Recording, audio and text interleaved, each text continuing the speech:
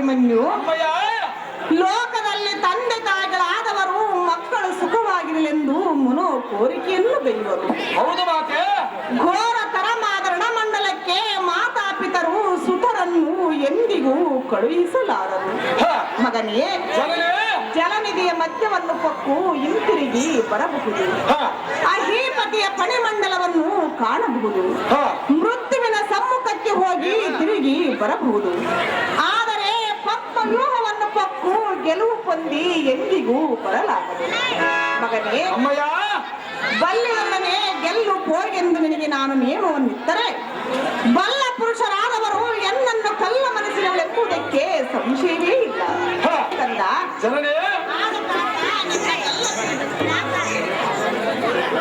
ಸರ್ವತಾ ಹೋಗಬೇಡ ಪುತ್ರ, ಹೋಗಲಗಾತ್ರ.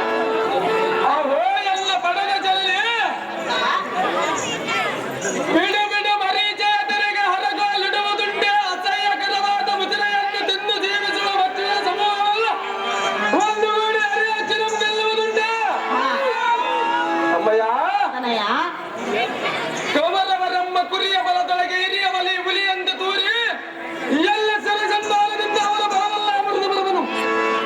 ಜನನಿ, ಜನ್ಮಾಂತರಕ್ಕೂ ಸಹಕಾರಿಯಾದ ವೀರ ಕ್ಷತ್ರಿಯರ ಧರ್ಮವನ್ನು ಸಂಪಾದಿಸಬೇಕಲ್ಲದೆ ವೃದ್ಧತ್ವರ ಧೈರ್ಯ ಮಾನಸನಾಗಿ ಯುದ್ಧ ಮಂಡಲದಲ್ಲಿ ಮುಂದಿರುವ ಒಂದೇ ಹೆಚ್ಚಿಗೆ ಅಶ್ವಮೇಧ ಫಲ ಪ್ರಾಪ್ತಿಯೆಂದು ಶ್ರುತಿಗಳು ಕರವೆತ್ತಿ ಸಾರುತ್ತಿರುವವಲ್ಲ. ಅಹೋ ಜನನಿ, ಅಶಾಶ್ವತವಾದ ಈ ಶರೀರವನ್ನು ಮೆಚ್ಚಿ ಎಂದರಿದರೆ ವ್ಯರ್ಥವಾಗಿ ಕಡಿಮರಿಂದ ಹಾರಿನ ಎತ್ತರ ಕೊಟ್ಟಿರುವುದಲ್ಲ. ಅಮ್ಮಯ್ಯ,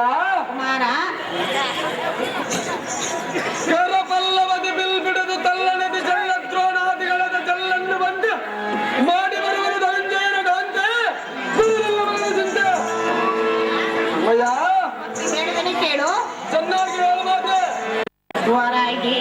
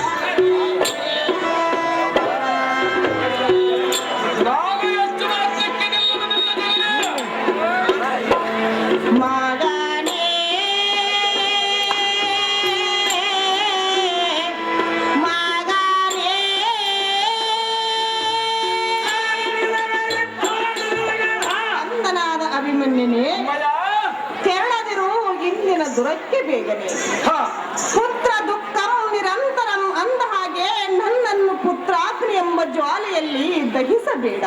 ಹಾ. ಮಗನೇ, ಹಾ. ಕಂತಪಿತನೊಡಗೂಡಿ ಹೋಗಿರುವ ಕಾಂತನು ಬಂದು ಚಿಂತಾಮಣಿ ಎಂಬ ಪುತ್ರರತ್ನವು ಎತ್ತ ಹೋಗಿದೆ ಎಂದು ಬಿತ್ತರಿಸಿದರೆ ಆತನಿಗೆ ನಾನು ಏನೆಂದು ಪ್ರತ್ಯುತ್ತರವನ್ನು ಕೊಡಲಿ? ಮುಖ್ಯವಾಗಿರುವನೆಂದು ಹೇಳು ಮಾತು. ಮಗನೇ, ಅಮ್ಮಯ್ಯ, ನೀನು ಎತ್ತ ಹೋಗಿದ್ದರೂ ಪರಿಯ ಕುಂಭಸ್ಥಲವನ್ನು ಸೀಳುವ ಸಿಂಹದ ಬರಿಯೇ ಇತ್ತವ ಎಂದು ಎತ್ತಿಕೊಂಡು ಅತ್ಯಾನಂದ ಪಡುವ ನಿನ್ನ ಹೆತ್ತಾತನಾದ ಪಾರ್ಥನು ಬರುವ ಪರ್ಯಂತರ ನಿನ್ನ ಚಿತ್ತವನ್ನು ನಿಲ್ಲಿಸು. ಹಾ. ಕಂದ, ಜನನಿ, ನೀನು ಒಂದೇ ಹಠವನ್ನು ಹಿಡಿದು ಹೋದರೆ ಸಿಂಧುಪುರೇಶನ ಎಂದಿಗೂ ಮೆಚ್ಚಲಾರನೋ ಬಾಲ ಭವ್ಯ ಗುಣಶೀಲ. ಅವೇ ಜನನಿ, ನಾನು ಎಷ್ಟು ಹೇಳಿದರ ಕಾಲಕ್ಕೆ ಬರುತ್ತಿದೆ ಯೋಚನೆ. ಹಾ ಅಮ್ಮಯ್ಯ, ತನಯ, ಪೂರ್ವ ಸುಕೃತ ಒಂದಿದ್ದರೇನು, ಪರ್ವತದಲ್ಲಿದ್ದರೇನು, ಮಾರುತಿಯ ಮಟ್ಟದಲ್ಲಿದ್ದರೇನು,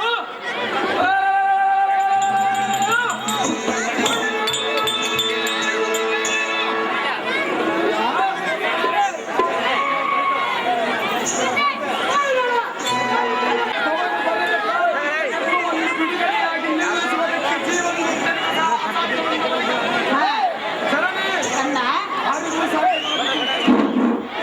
ಈ ದಿನ ತಂದೆಗಳ ಐವರು ಕೈಗೊಂಡಿರುವ ಕಾಲದು ಈ ಕಲ್ಲಿದ್ದು ಸಾರ್ಥಕವೇನು? ಹಾ ಅಮ್ಮಯ್ಯ, ಮಾರ, ಕೆಳಗಿರುವ ಕಡಜಾಕ್ಷನು ಬಿಡು, ಕಣ್ಣಾದಿಗಳ ಬಲ ಬಿಡಿದು ಚಕ್ರವಂತುಡಿಗಿದೆ.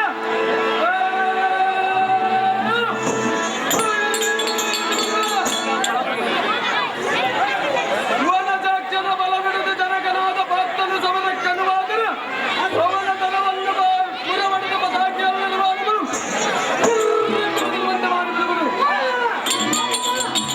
ಅದಕ್ಕೆ ಹೋಗುವ ಸಮಯದಲ್ಲಿ ನಿನ್ನ ಸೊಲ್ಲು ಕೇಳಿ ನಿಲ್ಲುವುದಕ್ಕೆ ಇಲ್ಲ, ವಂಶದವನಾಗಿಲ್ಲ. ಹಾ ಜನನಿ, ಕುಮಾರ, ಬಲಹೀನನಾದ ಕುರುಪತಿಗೆ ನಿನ್ನಣ್ಣನೆಂಬ ಬಲರಾಮನ ಬೆಂಬಲವಾಗಿ ಬಂದರೆ ಅವನ ಆಯುಧವನ್ನು ಕುಂಬಿರಿಸಿಕೊಳ್ಳುತ್ತದೆ.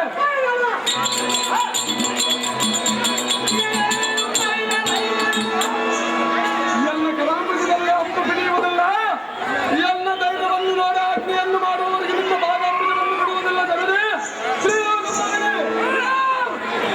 ಅಪ್ಪ ಸಾರಥಿ, ಅಮ್ಮ ತಾಯಿ, ಈ ಮಗನಿಗೆ ಎಷ್ಟು ಹೇಳಿದರೂ ತನ್ನ ಹಠವನ್ನು ಬಿಡಲಿಲ್ಲ. ಇವನ ಮಡದಿಯರಾದ ಉತ್ತರೆ ಕನಕಾಂಗಿರನ್ನು ಕಳಿಸಪ್ಪ ಸಾರಥಿ, ಅತಿ ಜಾಗ್ರತೆ.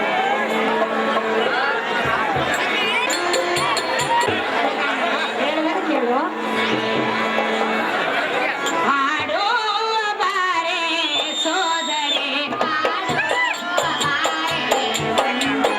ಹಾಡುವ ಬಾರೆ ಸೋದರಿ, ಅಂದ ಚಂದದ ನಡುಗುತ್ತ ತೋರೆ,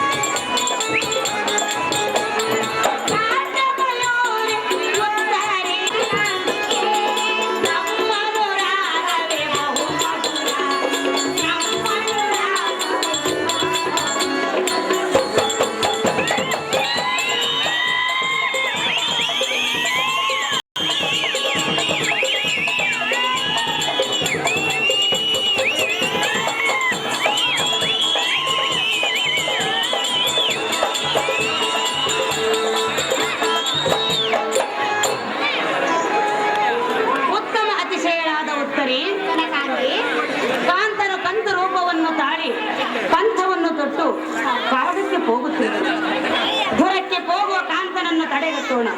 ಬಂಡೆಯ ಉತ್ತರು ನಿಮ್ಮ ಯಶವಂತಾಗಲಿ.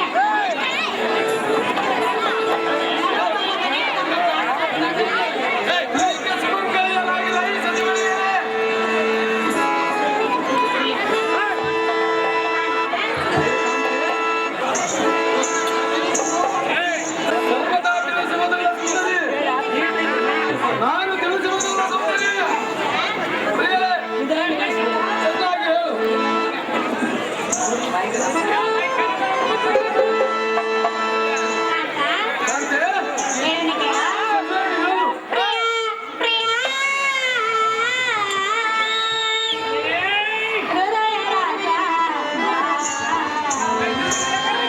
ಚೆನ್ನಾಗಿ ಹೇಳು. ಸುಂದರಿ ಚೆನ್ನಾಗಿ ಹೇಳು.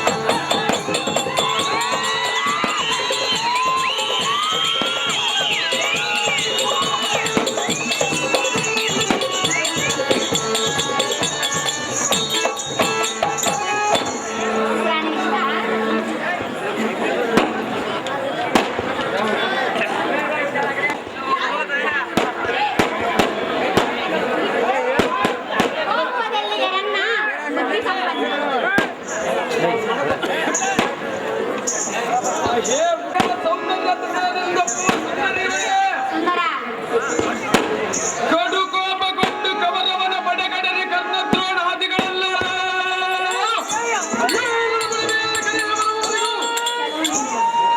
ಎನ್ನ ಕೋಪವು ಮಾತ್ರ ತಡೆಯಲಾಗದು. ಅಹೇ ಪದ್ಮಾಕ್ಷಿ, ಅಹೇ ಪದ್ಮಾಕ್ಷಿ, ಪದ್ಮಯೋಧನಿಗೆ ರೋಷಬದ್ಧನಾಗಿ ಹೋಗುವ ಸುಭದ್ರ ಕುಮಾರನ ಹಂಗಬದ್ಧರಾಗಿ ವೃತ್ತತ್ವಪತಿ ಕುಲಾತ್ರಿಗಳನ್ನು ಕಿತ್ತು ಬಿಸಟುವ ಮಹಾತ್ಮಲ ಸಾಲೆಯಡಿಗೆ ಬುದ್ಧಿ ಶೂನ್ಯನಾಗಿ ಬಂದಿರುವೆಯ ಹೊರತು ಸದ್ಬುದ್ಧಿ ಇಲ್ಲದ ಕ್ರೋಧನಿಗೆ ತರಬಹುದು ರಮಣ. ಚೆನ್ನಾಗಿ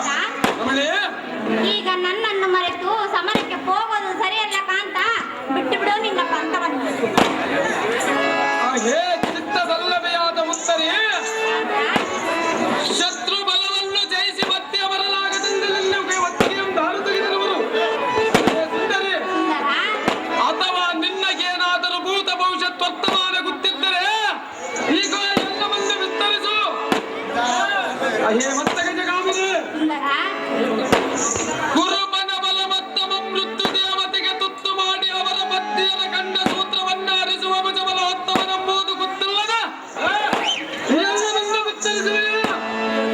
ಎಲೆ ಮತ್ತ ಗಜಗಾಮಿನಿ, ಕಾಂತ ಈ ಜಗತ್ತವೇ ತಲೆ ಕೆಳಗೆ ಮಾಡುವಂತ ಕಲಿಮಠೋತ್ತಮನ ಮುಂದೆ ಎಂತ ಮಿಥ್ಯ ಮಾತುಗಳನ್ನು ನುಡಿಯುವುದೇ? ಎಲೆ ನಾನೇ ಸುಂದರ ಎಂದಕ್ಕೆ ಉತ್ತರ ಕೋಟ್ರಾಣದಲ್ಲಿ ನಮ್ಮಣ್ಣ ನಂಬ ಉತ್ತರನು ಶತ್ರು ಬಲವನ್ನು ನೋಡಿ ಭಯಪಟ್ಟು ಹಿಡಿದರಂತೆ ಎಂದಕ್ಕೆ ದಾರಿ ಅವನಿಂದ ಉತ್ತರೇ ಅಂತೆ ಚೆನ್ನಾಗಿ ಹೇಳು.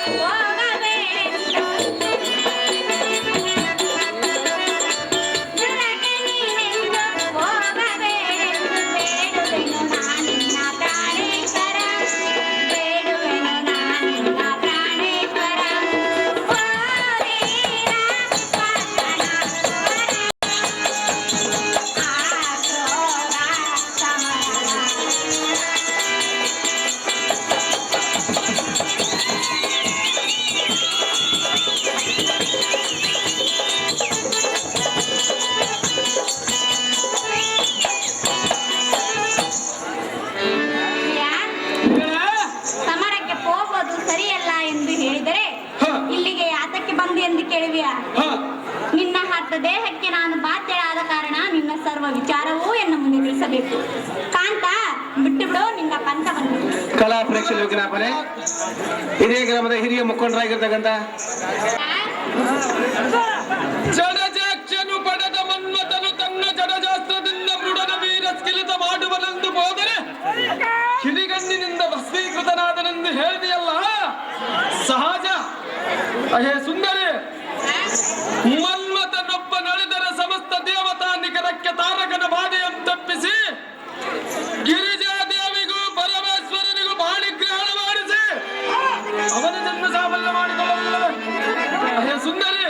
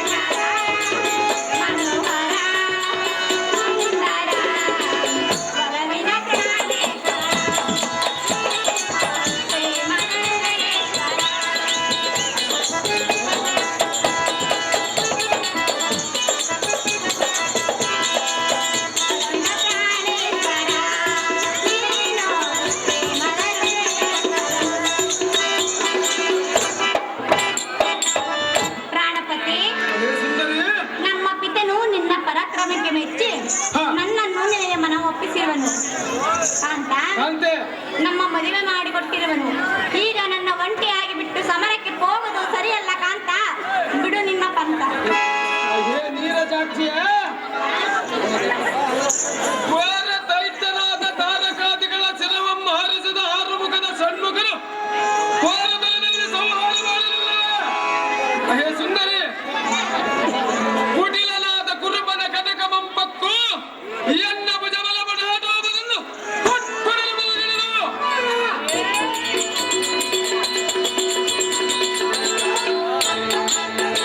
ಕುರುಬನಾದದ ಮಂದದ ಬಡನೆ ಮುರ ಬಡದ ಜಗತ್ತಡದಲ್ಲಿ ಕೀರ್ತಾಂಗಣಿಯಿಂದ ನಟನೆಯ ಮಾಡಿಸುವ ಸುಬಡನಿಗೆ ಏನು